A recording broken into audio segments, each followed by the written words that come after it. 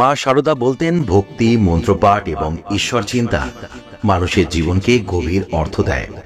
মন্ত্র শুধু কিছু শব্দ নয়, বরং এক অপার শক্তির উৎস। এই শক্তির মাধ্যমে মানুষ নিজেকে, তার জীবনের সব সংকটকে জয় করতে পারে। যখন কেউ রাতে ঘুমোতে যাওয়ার আগে ভগবানের মন্ত্র উচ্চারণ করে, তখন তার মন শান্ত হয়, ঈশ্বরের সঙ্গে তার সংযোগ গভীর হয় এবং জীবন ধীরে ধীরে পরিবর্তিত হতে শুরু করে। আমরা সবাই জীবনের নানা চাপে ব্যস্ত। সকাল থেকে রাত অবধি আমাদের মন যেন কোনো এক অদৃশ্য দৌড়ে ছুটছে। এই ছুটে চলার মাঝে কোথাও যেন আমরা নিজেরা হারিয়ে যাই। সময়ের অভাব, মানসিক চাপ, দায়িত্ব সব মিলিয়ে আমাদের দিনগুলো একটা যান্ত্রিক চক্রে পরিণত হয়েছে। কিন্তু ভাবুন তো, এই দৌড়ের শেষে আমরা কি সত্যি সুখী? রাতের নিস্তব্ধতায় আমরা সবাই ক্লান্ত শরীর আর অস্থির মন নিয়ে বিছানায় শুতে যাই। সারাদিনের দুশ্চিন্তা, অশান্তি আর অর্থকষ্ট যেন আমাদের মনের গভীরে ছুরি চালিয়ে যায়। যখন চারিদিকে অন্ধকার, তখন অনেকের মনেই প্রশ্ন আসে, এই অন্ধকার থেকে মুক্তি কবে পাব? দারিদ্রতার শৃঙ্খল কবে ভাঙবে? কিন্তু এই অন্ধকারের মধ্যেই লুকিয়ে আছে আলোর পথ। শুধু একটু বিশ্বাস আর নির্ভরতার প্রয়োজন। মা শারদা বলতেন, জীবনের সমস্ত বিপদে ভগবানের উপর সম্পূর্ণভাবে নির্ভর করতে হবে। তিনি বলতেন, ঈশ্বরের উপর নির্ভর করো, তার নাম স্মরণ করো এবং দেখবে তিনি সব দুঃখ, দারিদ্রতা দূর করে দেবেন। মা শারদার এই কথা স্পষ্টভাবে বোঝায় যে যখন আমরা অর্থনৈতিক বা মানসিক চাপের মধ্যে থাকি, তখন ঈশ্বরের নাম স্মরণ করাই আমাদের মুক্তির পথ। একটি মন্ত্র রাতে নির্জনে উচ্চারণ করার মাধ্যমে আমরা ভগবানের কাছে আত্মসমর্পণ করতে পারি। এই আত্মসমর্পণ আমাদের জীবনে শান্তি ও সমৃদ্ধি আনতে পারে। মন্ত্রের মধ্যে লুকানো এক অপরিসীম শক্তি। হিন্দু শাস্ত্রে বলা হয়েছে, মন্ত্র শুধু কিন্তু শব্দ নয়, এটা এক অপার শক্তি যা আমাদের জীবনে অদ্ভুত পরিবর্তন আনতে পারে। প্রতিদিন যদি আমরা একটু সময় ভগবানের উদ্দেশ্যে দিই, তাহলে আমাদের জীবনের দিশা এক নিমেষেই বদলে যাবে। সেই শক্তিকে অবহেলা করলে আমরা হয়তো বুঝতে পারি না, কিন্তু মনের গভীরে আমাদের শান্তি, সমৃদ্ধি আর সুখের মধ্যে প্রভাব ফেলে যায়। শ্রীরামকৃষ্ণদেব বলতেন, ঈশ্বরের নাম ধ্যান করলে জীবনের সব দুঃখ, দারিদ্রতা দূর হয়ে যায়। যতই নাম করো ততই হৃদয় পরিষ্কার হবে। ঈশ্বরের নাম ধ্যান করলে অন্তর যেমন গঙ্গা জলের স্পর্শে পরিষ্কার হয়, তেমনি ঈশ্বরের কৃপা আসে।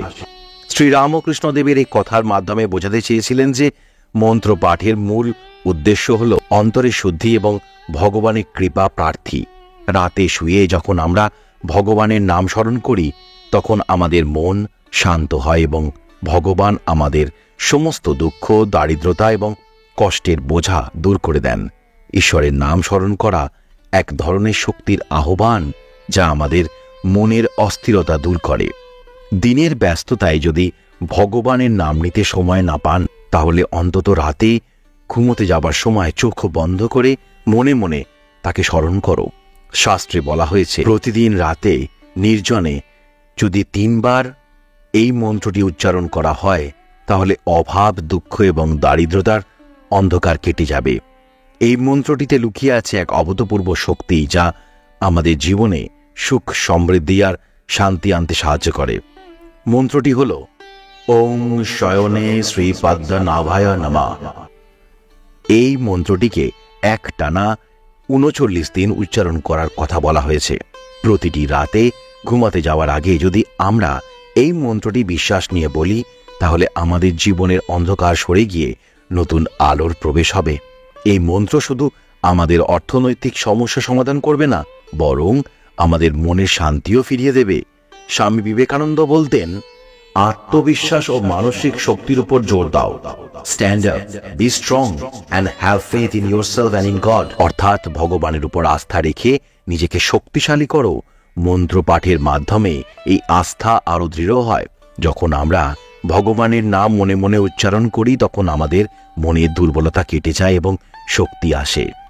দিনের পর দিন আমরা দৌড়াই শুধু সামান্য সুখ আর অর্থের আশায়, কিন্তু বাস্তবে সেই স্থায়ী সুখ তো একমাত্র ভগবানই দিতে পারেন।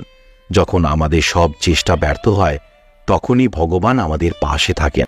তাকে ডাকতে কোনো প্রহরের প্রয়োজন নেই, তার জন্য শুধু মন থেকে নিবেদন প্রয়োজন। দারিদ্রতার শৃঙ্খল ভাঙতে হবে। ভগবানের প্রতি আমাদের বিশ্বাসী আমাদের জীবনের দুঃখকে কাটিয়ে দিতে পারে। যখন সবকিছু হারানোর ভয় আমাদের গ্রাস করে তখন এই মন্ত্র আমাদের এক নতুন আশার আলো দেখায়।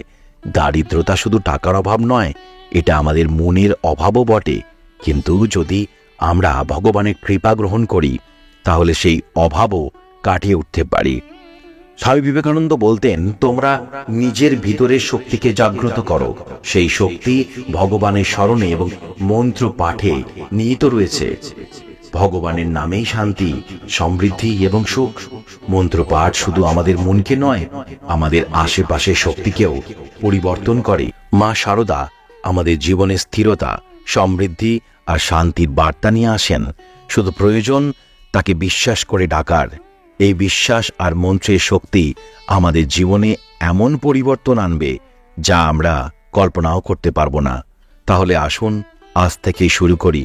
প্রতিদিন রাতে ঘুমাতে যাওয়ার পর চোখ বন্ধ করে এই মন্ত্রটি মনে মনে উচ্চারণ করি এবং বিশ্বাস রাখি ভগবানের কৃপায় আমাদের জীবনে নতুন সূর্যের উদয় হবে।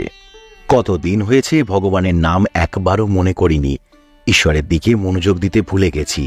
এই ক্ষুদ্র জীবন নিয়ে এত বেশি ব্যস্ত হয়ে পড়েছি আমরা যে ভগবানের সঙ্গে আমাদের সম্পর্কটাই যেন ফিকে হয়ে গেছে। আমাদের জীবনে যেন এক অভাবনীয় খেলায় পরিণত হয়েছে। আমরা প্রতিটি মুহূর্তে কিছু না কিছু চাইছি, পেটে মরিয়া হয়ে যাচ্ছি, কিন্তু সবকিছু পেলেও কোথাও যেন এক শূন্যতা, এক অপূর্ণতা থেকেই যাচ্ছে। সেই অপূর্ণতার কারণ কি জানেন? ভগবানের কাছে না থাকা, তার নাম না করা। আমাদের অন্তরের সেই স্থান যা শুধু ঈশ্বরের জন্যই বরাদ্দ, সেটি ফাঁকা পড়ে আছে, আর আমরা সেই শূন্য স্থান পূরণ করতে ভুলে গেছি। রাতের অন্ধকারে বিছানায় শুয়ে যখন একা থাকেন আপনি, তখন কি মনে হয় না কিছু একটা অপূর্ণ, কিছু একটা মিস করছি? কিন্তু সময় কি নেই? আছে, শুধু খুঁজে পাওয়া দরকার। সারা দিনে যদি একটুও সময় না থাকে তাহলে অন্তত রাতে যখন সবাই ঘুমিয়ে যায়, চারপাশ নিস্তব্ধ হয়ে যায়, তখন শান্ত মনে ভগবানের নাম স্মরণ করুন। সেই মন্ত্র যা আপনাকে ভরসা দেবে, শান্তি দেবে আর আপনার জীবনের সব দুঃখ কষ্ট দূর করবে। রাতে বিছানায় শুয়ে চোখ বন্ধ করে মনে মনে বলুন এই মন্ত্রটি। এই মন্ত্রটি 3 বার উচ্চারণ করুন আর দেখবেন কিভাবে ধীরে ধীরে আপনার জীবন বদলে যাচ্ছে। কিছু কাজ আছে যা আমরা ভুলে যাই, কিন্তু এগুলি আমাদের জীবনের সবথেকে মূল্যবান কাজ। ভগবানের নাম স্মরণ করা, তার কাছে নিজেকে সমর্পণ করা, এগুলি জীবনকে শান্ত, সুন্দর আর সমৃদ্ধ করে তোলে। আজ এটুকুই। আবার দেখা হবে পরবর্তী ভিডিওতে। সবাই খুব ভালো থাকবেন, সুস্থ থাকবেন। নমস্কার। মা শারদা বলতেন, অর্থ চাইলে আগে কৃতজ্ঞতা প্রকাশ করতে শেখো। প্রতিটি ছোট জিনিসের জন্য মা কালীর কাছে কৃতজ্ঞ হও। এই কৃতজ্ঞতাই তোমার জীবনে আরো বেশি প্রাচুর্য এনে দেবে।